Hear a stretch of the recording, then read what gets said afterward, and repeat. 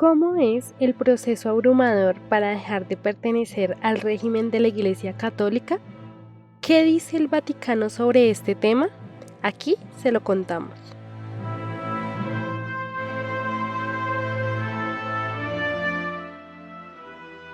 El proceso está lleno de dudas, incertidumbre, papeleos interminables, protocolos estrictos y en la mayoría de los casos infamias, o incluso afirmaciones malintencionadas hechas por la Iglesia Católica.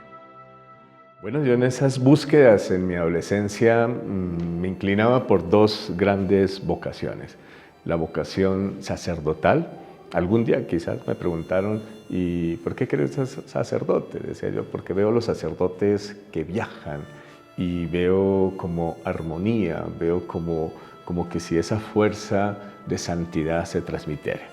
Pues lo he aprendido de una comunidad española que es la parroquia donde nací, donde permanecí casi hasta los 14 años. Entonces ese entorno me ayudó como a ir abriendo esas puertas a descubrir si realmente podía llegar en ese camino sacerdotal.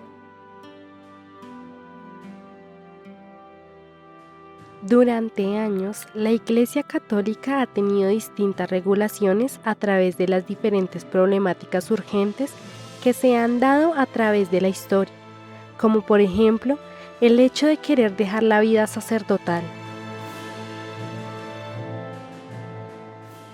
Por ello, consultamos el derecho canónico de la Iglesia Católica para entender un poco más de cómo está conformada la regulación de este proceso.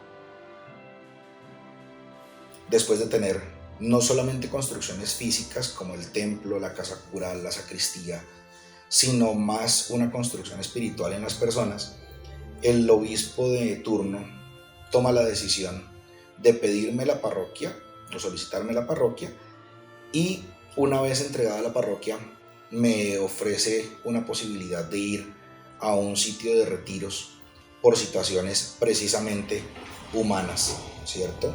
O sea, relaciones afectivas anexas al ministerio, a lo que yo no considero que fuera justo en el momento y decido dar un paso al lado, siempre dejándole al obispo la claridad de querer salvar mi alma, preferiblemente estando fuera que estando dentro. Lo primero que encontramos en los documentos pertenecientes a la Iglesia Católica es que un sacerdote ordenado nunca deja de serlo. Se puede decir que de cierta forma queda destituido del estado clerical, lo que significa que ya no puede ejercer ciertos rituales pertenecientes a la religión misma. Ya no tiene la facultad de impartir sacramentos.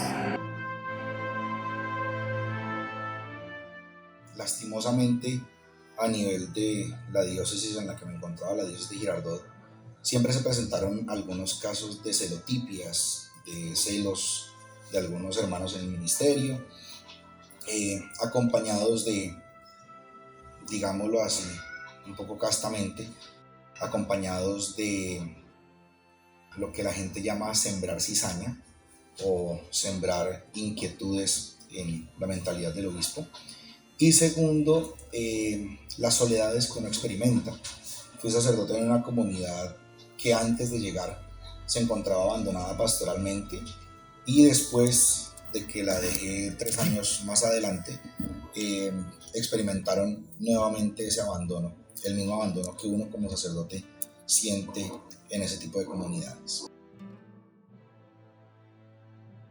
El Canon 1582 del Código de Derecho Canónico establece que quien recibe el bautismo, la confirmación y el sacramento del orden sacerdotal permanece unido para siempre a estos sacramentos.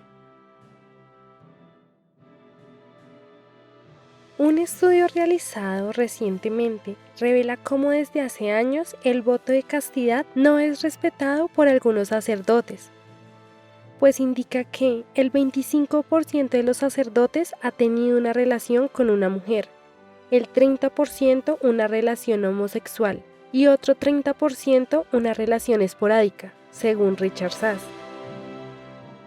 Tener una familia siendo sacerdote no es ningún delito.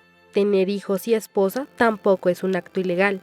Solo es un pecado, esto según las normas del catolicismo romano, por violar el voto de castidad. He creído en la familia.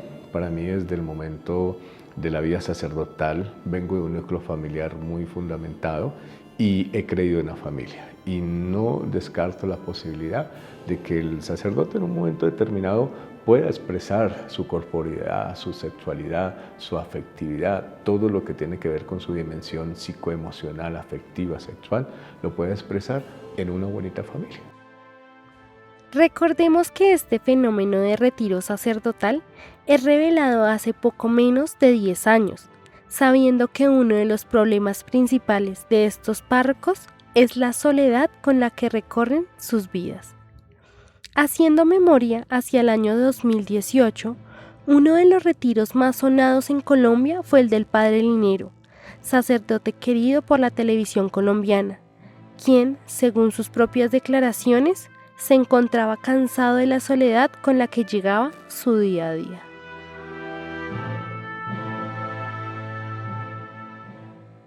Si bien esta no es la única razón por la que un sacerdote decide retirarse de la curia, están incluidos factores relacionados con ciertos pensamientos en cuanto a ideologías y algunos actos y procesos indebidos dentro de lo más alto de los párrocos, entre ellos el homosexualismo, que no es de ninguna forma reprendido dentro de los propios sacerdotes, lo contrario a que uno de ellos se rebele al tener un hijo, en cuyas ocasiones sí recibiría reprendas por parte de la Iglesia.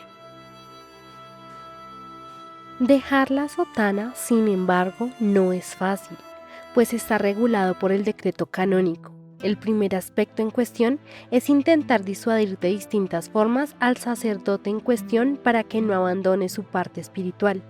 Esto puede incluir traslados.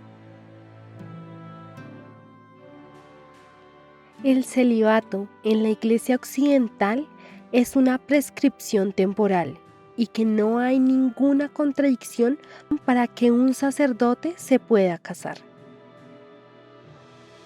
¿Será este el final del celibato y voto de castidad dentro de la Iglesia católica?